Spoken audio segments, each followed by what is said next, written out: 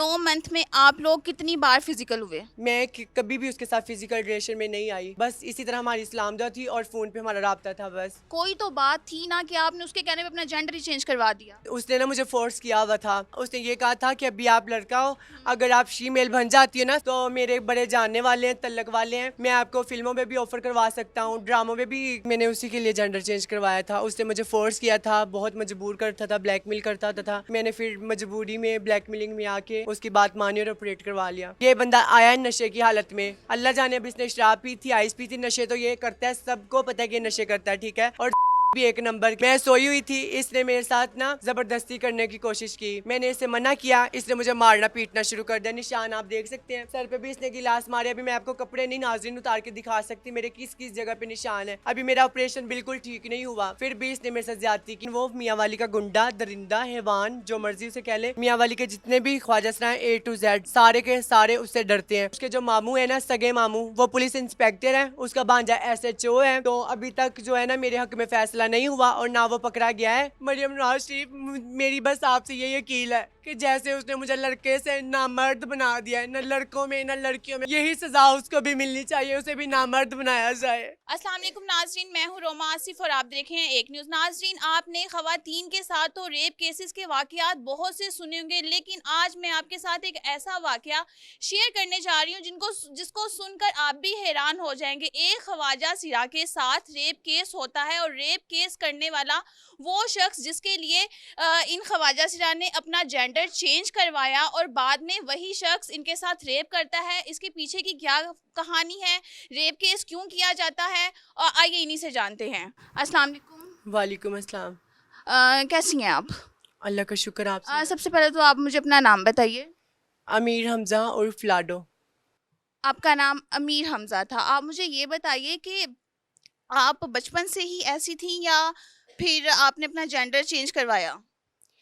पहले मैं लड़का थी, हम्म। लेकिन आदतें हरकतें मेरी लड़कियों वाली थी और मुझे लड़की बनने का शौक था उस टाइम। जी। और आपने उस लड़के के लिए अपना जेंडर चेंज करवाया, तब आपकी एज क्या थी? जी, मैंने उसी के लिए जेंडर चेंज करवाया था। उसने मुझे फ़ोर्स किया था, बहुत मजबूर करता था, ब्लैकमेल करता था। मैंने फिर मजबूरी में ब्लैकमेलिंग में आके उसकी बात मानी और ऑपरेट करवा लिया।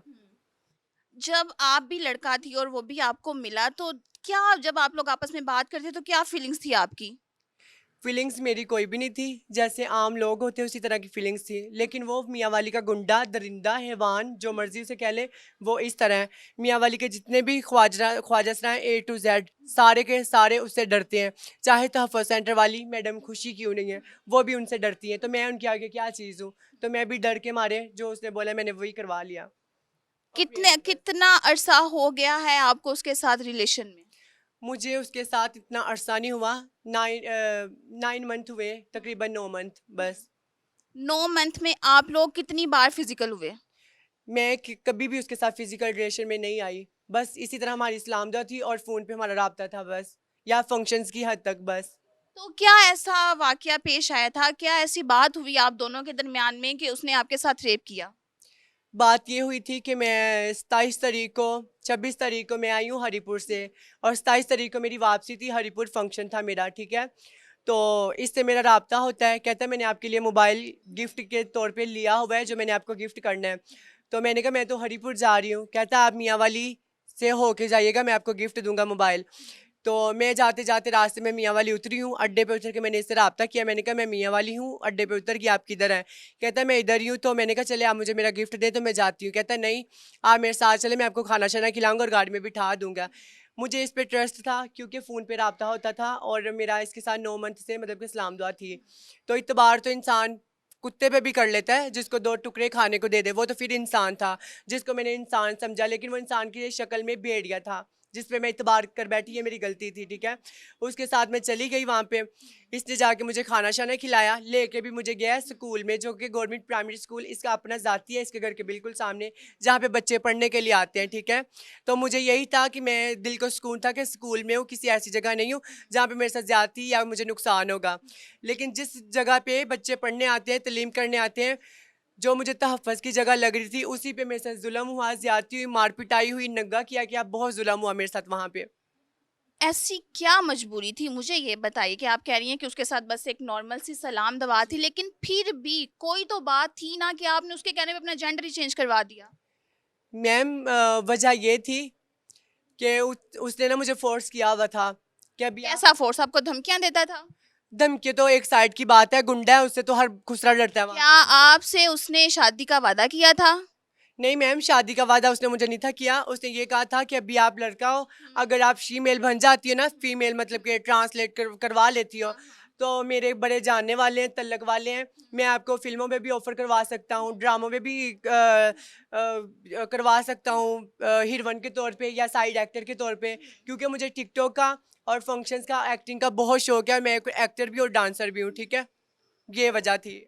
क्या आपको नहीं था पता कि एक लड़के की और ट्रांसजेंडर की शादी हो ही नहीं सकती? नहीं मैम, इस बात से मैं भी आगाह हूँ कि ख्वाजा असरा की किसी के साथ शादी नहीं हो सकती, लड़के की लड़की के साथ। हमारे फिर क्यों? इस्लाम में फिर अब मेरी बात का जवाब दें, फिर भी क्यों आपने जेंडर चेंज करवाया? मैंने जेंडर इसी वजह से चेंज करवाया क्योंकि उसने मुझे लालच दी थी इस चीज़ की। कितना लालच? कि पैसे, घर, गाड़ी, क्या लालच?